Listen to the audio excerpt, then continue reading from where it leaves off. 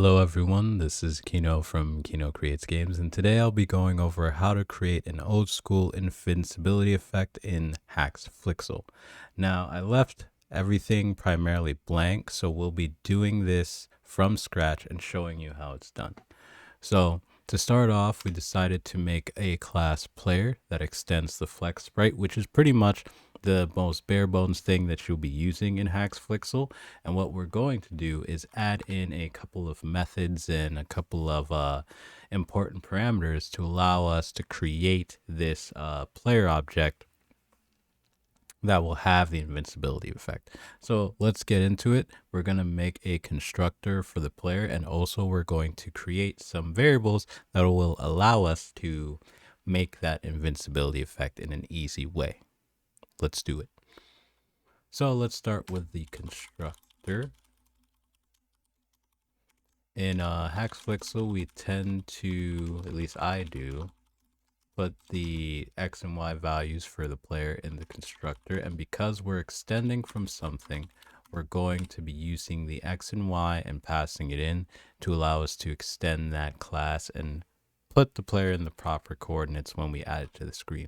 The next thing is we have to give the player a color. And because this is just a simple demonstration, we're going to use the make graphic function, which allows us to put in a couple of variables here, some numbers actually, that allow us to say how wide and how tall the player is. And then the last thing we need is a color. In my case, I like to make the color of the player white. All right, so now we've created what the player should look like. The next thing we need to add is the invincibility effect. So we're going to add some logic for that to the player object and then use that to essentially create the invincibility. So let's start with one of the most important things is how long we want that invincibility effect to last.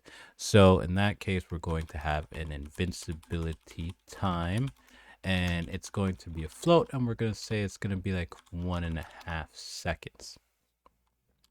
The next thing we're going to do is add a new variable, basically like an invincibility timer. So let's add that as well. And we're going to say it's a float, and we're going to say it's starting at 0. These two variables are very important because they basically decide how long the invincibility effect will go on and when we end it. We may not need the timer in the end, but we'll see about that one.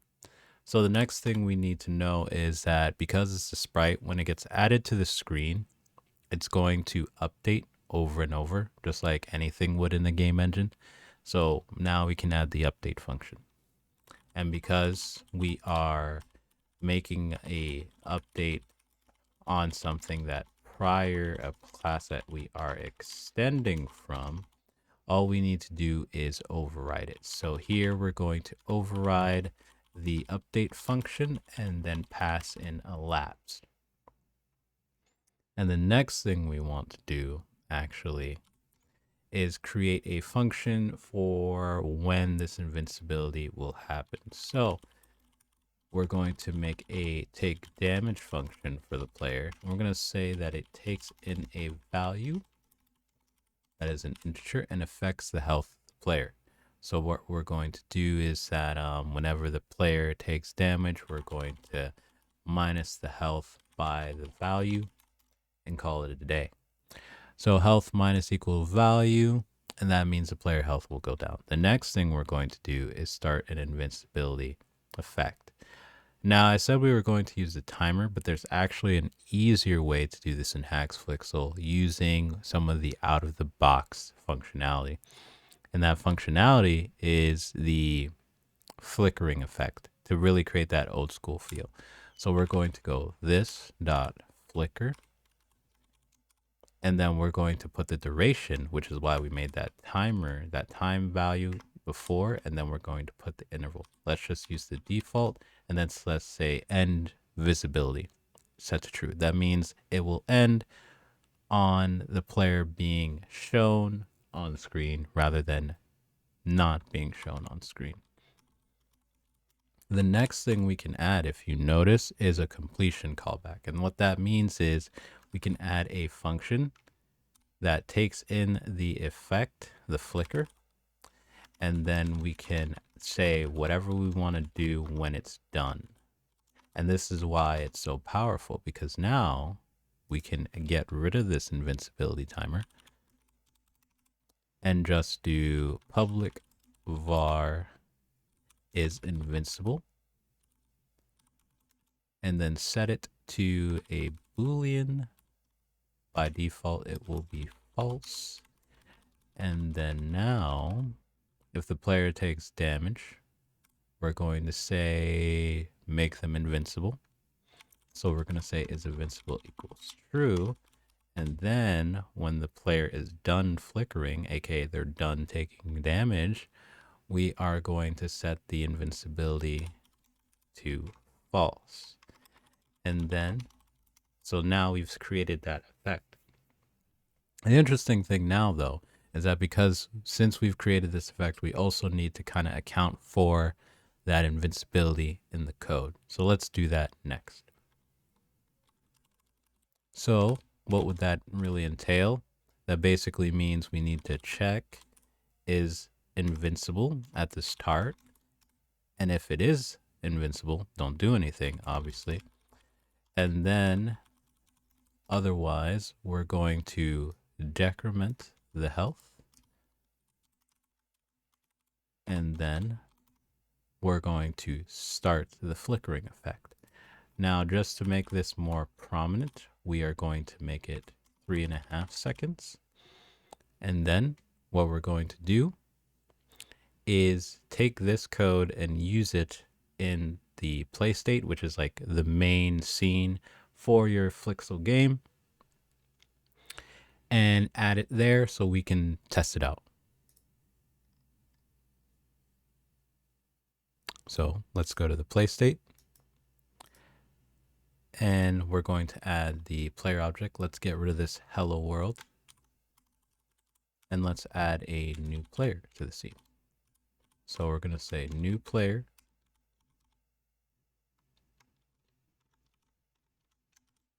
And then we're going to say the player needs to be at 100, 100. And then that'll add the player to the scene. In this case, we probably should assign the player to the play state so that at least we can track the player wherever it might be. So let's do that. The reason this is important is because if we don't do this, we cannot use the player object in other spaces like the update function. So now we know that the player, we create a new player at the start of the scene. We're going to add the player to the scene. And then the next thing is, how are we going to trigger the effect of them flickering to do the invincibility? Well, let's do that next. So let's start with that now. Let's add in a little effect. We're going to make this simple. We're going to trigger the invincibility whenever we press a button. So let's say player takes damage. And in order to do that, we're just going to do flex G, which is the global Flixel kind of like object that allows us to pull in any sort of like necessary utility stuff that we would need when creating our game. And then we're going to say keys, which is to track the key presses. And then we're going to say any just pressed. Once we do that, we're going to put in the key to trigger the effect, and we'll say it's Z. And then now we're going to say if player takes damage, we're going to trigger player takes. We're going to trigger player dot take damage, obviously. And then we're going to say they'll take 1 damage. Okay. Now that that's done, need to add that. Bam. Now that that's done, we need some way to kind of show that on screen. So what we're going to do is simply add in one more thing to the player, which is a trace function to show off when this actually is going to happen. So let's do 2 trace calls here.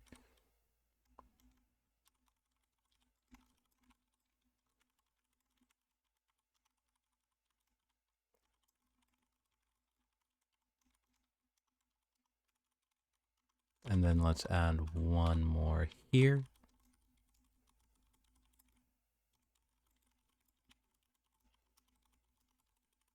Done deal. And then let's go on to the next part, which is showing it off in game. So what I'm going to do is run the server and show it off in game for you guys right here.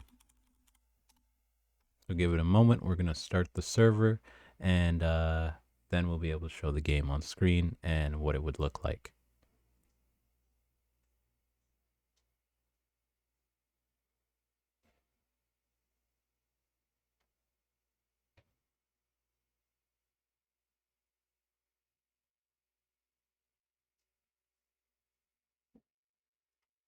All right, looks like it's ready. And now we're going to pull up the game screen and kind of show you what's going on there and what that would look like. Okay, so I'm going to also open the console and then I will show the game screen to you as well. All right, let's switch over to the game screen. So this is the game screen, okay? And now we're going to try out that effect we just made. So what we're going to do now is click Z and see if the player starts flickering. And if they do, we're in the money. And if they don't, well, we messed up. So let's hit that button and see if the player actually does flicker. All right. Now, if you notice on the right-hand side here, you can kind of see that the player did take damage. And then when we press the Z key 2 more times, they did not take any damage. And this is when we press it again once it was over and it started flickering again. So as you can see, that allows us to create the effect of whether the player is invincible or not and kind of create that old school effect like if you were playing Mario or any of those old school retro games. All right. With that said, once again, thank you for kind of taking a look at my video. And if you would like to see kind of a breakdown in a blog post format, we have that on my website, which you can find in the description. With that said, good luck game making and peace.